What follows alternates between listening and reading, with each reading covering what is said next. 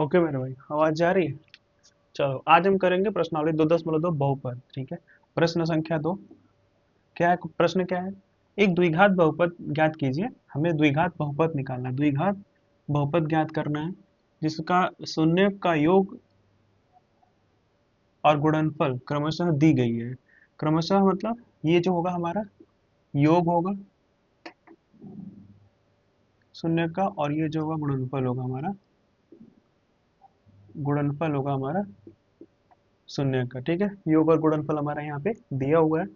तो हम इसका हमें एक द्विघात बहुपद बनाना है। बनाएंगे हम द्विघात बहुपद। एक बार स्टैंडर्ड इक्वेशन जैसे a x square plus b x और प्लस सी। ठीक है, हम यहाँ पे लिख लेते हैं। यहाँ पे ये हमारे स्टैंडर्ड इक्वेशन। हमें ऐसा कोई एक द्विघात बहुपद ज्ञात करना है। ये इनका योग और गुणनफल दे रखा है। ठीक है, यहाँ पे हम ए जो है सपोज कर लेते हैं। ए मान लेते हैं, माना ए का जो मान है वो कितना हमारा है, एक। ठीक है, एक हमारा अगर हम 1 मान लेते हैं तो शून्यकों का योग कितना होता है? शून्यकों का योग जो होता है हमारा अल्फा प्लस बीटा। और कितना दे रखा है? अल्फा प्लस बीटा होता है क्या है? तो माइनस बी बाई ए होता है।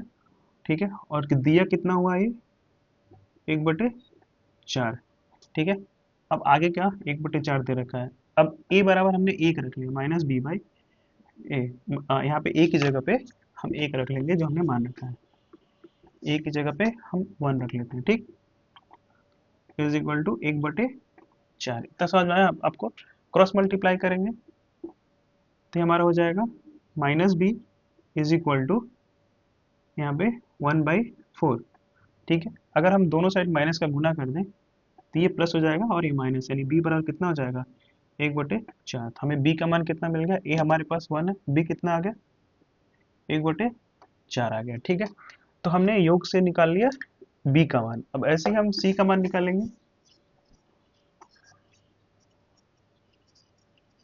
शून्यकों का गुणनफल क्या होता है?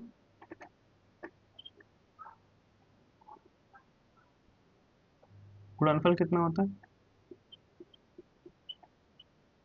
गुणनफल होता है बेटा यहाँ पे सी बाई ए। ठीक, कितना होता है? सी बाई ए, और दे कितना रखा है? -1 दे रखा है। ए का मान हम रख लेते हैं। ए का मान हमने मान रखा है 1, -1। इधर आएगा तो कितना आ जाएगा? सी बराबर -1 क्यों? अच्छा हाँ, यहाँ माइनस, तो यहाँ -1। अब ये हमारा हो जाएगा 1, माइनस का 1, यानी कि सी का मान कितना निकल गया? माइनस का 1, यानी सी बराबर माइनस का 1। ठीक है, इतना समझ में आ गया आपको? अब देखो हमारा ये a x square b x plus c. अब इस पे हम जो मान हमने निकाल रखा है इस पे रखते हैं। तो ए का मान हमने 1 रखा है, तो यानी कि ये एक्स स्क्वायर। बी का मान बी का मान हमने रखा है 1/4 एक्स प्लस सी का मान हमारा -1, तो यहाँ पे -1। ठीक, अब कितना हो जाएगा ये? एक्स स्क्वायर प्लस 1/4 एक्स, और यहाँ पे प्लस माइनस माइनस का 1।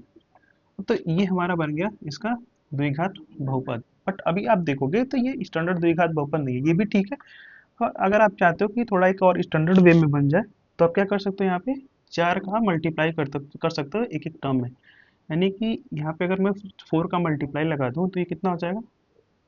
4 × एक्स स्क्वायर प्लस यहाँ से कट जाएगा तो ये एक्स बनेगा, और यहाँ पे माइनस का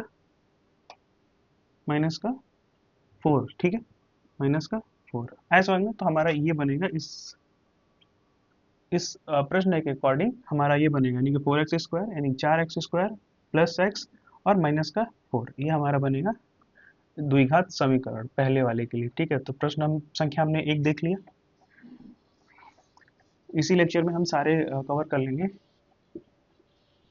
दूसरा प्रश्न भी देखते हैं।